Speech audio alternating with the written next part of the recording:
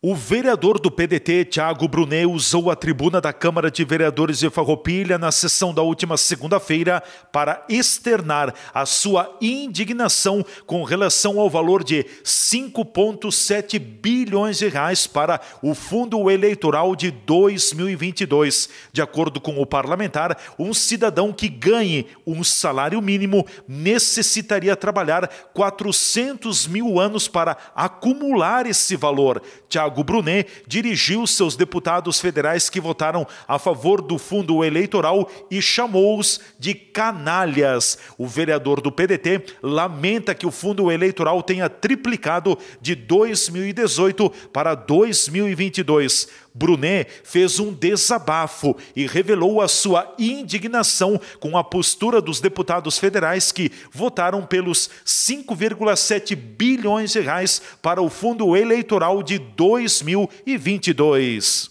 Confesso que tive que ler várias vezes para acreditar, né? Porque eu não achei até que fosse daqui a pouco um erro de digitação, alguma coisa, então li, reli e realmente é isso aqui, né? A Câmara dos Deputados aprovou, através da LDO, para o fundo eleitoral, 5,7 bilhões de reais. Eu me atrevi agora, sentado na cadeira, a entender o que é 6 bilhões de reais. Então, um cidadão que ganha salário mínimo, R$ 1.100 por mês, só para vocês terem uma noção, tá? Ele tem que trabalhar para chegar aos 6 bilhões. Sandro, tu que é físico, vê se eu estou certo. 400 mil anos para conseguir chegar. Cidadão, salário mínimo ali, trabalhador. 400 mil anos ele tem que trabalhar para chegar em 6 bilhões. Porque a gente olha 6 bilhões, 5, 3, parece que não tem um impacto, né? A gente não tem noção do que está acontecendo. E isso, gente, são 278 canalhas, porque não tem outra palavra, né? Infelizmente não tem outra palavra.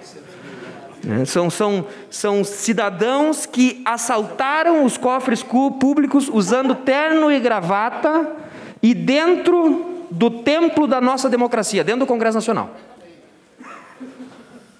Isso é apavorante. No momento, e aí que eu quero chegar, se fosse só isso, porque triplicou. Em 2018 era 1,8 bi, foi para 5,7 bilhões de reais, triplicou. Agora eu faço um desafio aqui. O que nesse país triplicou de 2018 até 2022? Triplicou talvez a pobreza, a maldade, a corrupção, a bandidagem, as mortes no trânsito, nas favelas. Isso sim, isso pode ter triplicado. Aqui, ó, nós estamos com 15 milhões de cidadãos, de brasileiros, vivendo em extrema pobreza. E quando eu digo extrema pobreza, a doutora Leonora sabe bem, passam fome. Não tem dinheiro para se sustentar, para comer os nutrientes adequados, o básico. 10% da população brasileira. 110 milhões, mais da metade, tem hoje algum grau de insuficiência alimentar. O PIB caiu 4,1%. O poder de compra da população, onde é que está? Um arroxo salarial nunca visto. O Brasil conseguiu quintuplicar de 2018 a 2022 as 5 milhões de crianças que não têm acesso à escola hoje. Não tem acesso à escola, gente. Era 1 milhão, foi para 5, quintuplicou. E aí, os caras vão lá para votar o aumento do fundo bilionário. Não, é mentira isso. Não dá para acreditar. Eu não sei se talvez eu estou levando a importância que não é, não sei. Talvez, eu quero aqui, eu não sei o que eu quero fazer, mas eu quero aqui fazer, primeiro, uma moção de repúdio ao Congresso Nacional, talvez fazer uma comissão, talvez a gente vá para Brasília. Algo tem que ser feito. Nós não podemos permitir que isso vá adiante. No mínimo, um desrespeito à nossa comunidade, ao cidadão brasileiro de bem. Isso aqui não é um ato cristão. Isso aqui não é um ato de bem, não são pessoas que foram lá fazer uma reunião para procurar políticas públicas que melhorem a vida da população. Não é assim. Eu estou com meu filho aqui, por isso que eu estou passo dizendo para ele da importância que tem das pessoas serem honestas, da importância que tem de nós acreditarmos na política, que as nossas ações possam modificar a vida das pessoas. E o que me preocupa também, eu conversando com o Caetano no final de semana, escutem, essa é muito boa. Pai, a minha representante da turma, eu não gosto dela. Eu digo, filho, por quê? Pai, porque ela não deixa muito a gente sair dos lugares, e assim, e eu digo, mas ela se elegeu, né, tem que respeitar. Sim, mas ela se elegeu, pai, mas ela se elegeu mentindo. Eu digo, como assim? Sim, ela falou que se nós votássemos nela, nós íamos aumentar o período do recreio. Aí, depois que ela se elegeu, a gente foi lá cobrar dela, ela disse, não, mas eu não tenho essa autonomia. Ô, louco!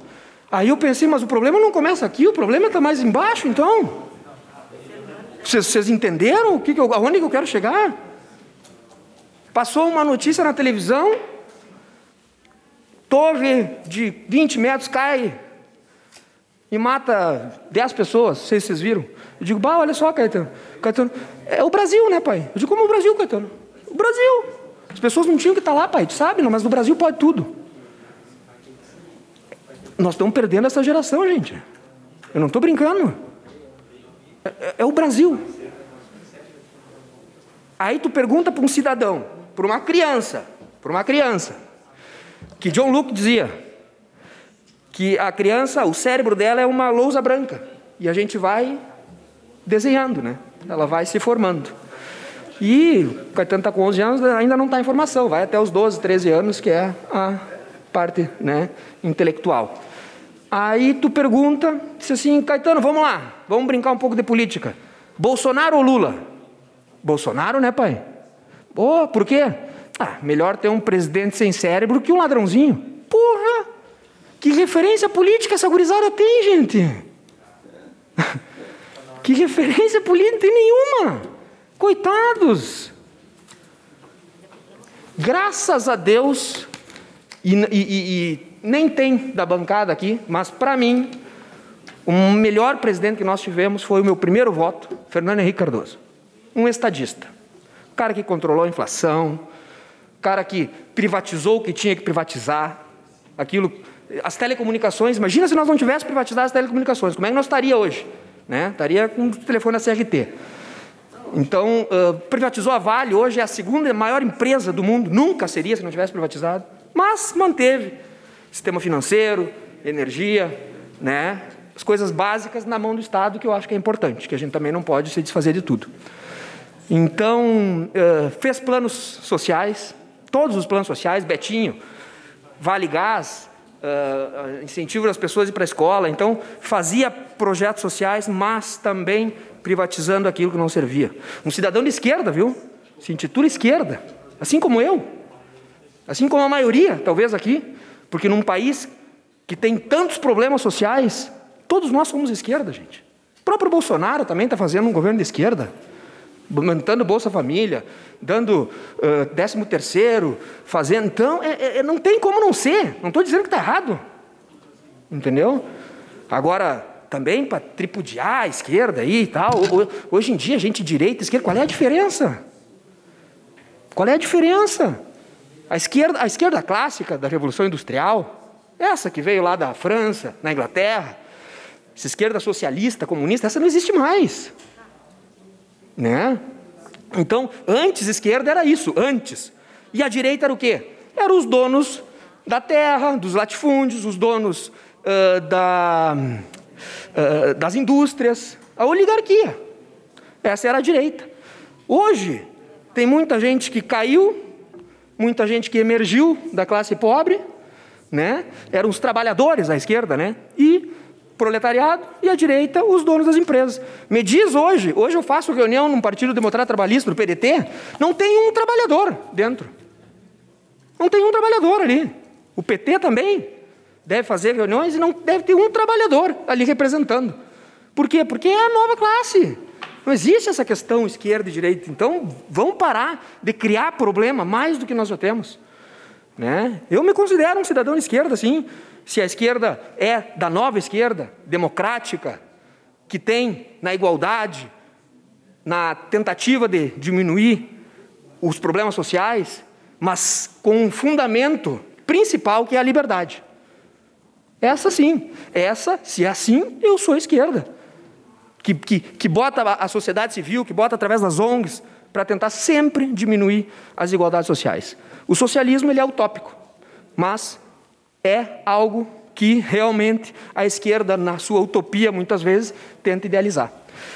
Mas, para não fugir do tema aqui, eu queria voltar a estes cidadãos que, sem dó nem piedade do povo brasileiro, triplicaram o fundo eleitoral. 1,8 bilhões para 5,7 bilhões.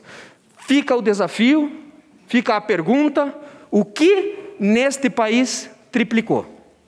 Outros vereadores de Farroupilha também se manifestaram contrários ao fundo eleitoral para 2022 e apoiaram as declarações do vereador Thiago Brunet. TV Serra Comunidade, repórter Leandro Adamati.